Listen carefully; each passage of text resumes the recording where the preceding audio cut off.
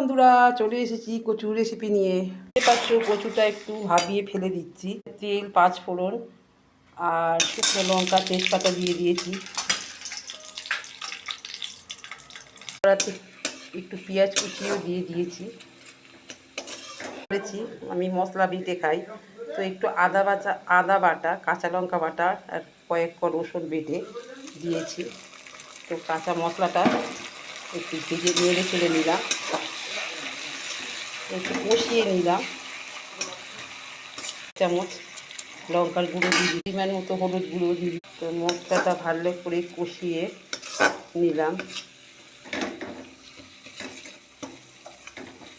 তো মশলাটা আমার কষানো হয়ে গেছে।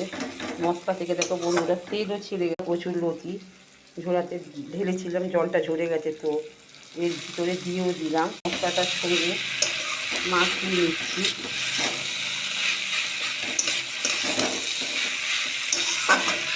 মুরগির সঙ্গে আমার কষানো হয়ে গেছে। আর মাছের ডিম তোমাদের কাকু এনেছিল, তো এটা মুরগির ডিম দিয়েও হয়, খুব সুন্দর, ওটাও টেস্ট হয়, ওটা ভুজিয়া করে হয়, ওটাও খেয়েছি। কিন্তু এটা মাছের ডিম তোমাদের কাকু এনেছিল।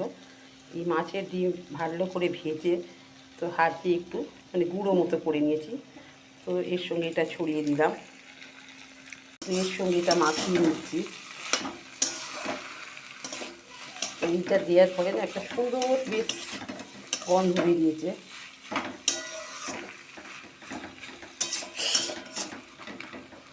তো কচুর রেসিপি আমার তৈরি করা হয়ে গেছে। তো দেখো বন্ধুরা কি সুন্দর লাগছে দেখতে, তোমরা একবার হলেও এটা খাবে, খুব সুন্দর সুন্দর দেখতে। পুরীতে এখন 1টা বাজে, তো খাওয়া দাওয়া করার সময়, তো তোমরাও খেয়ে নাও।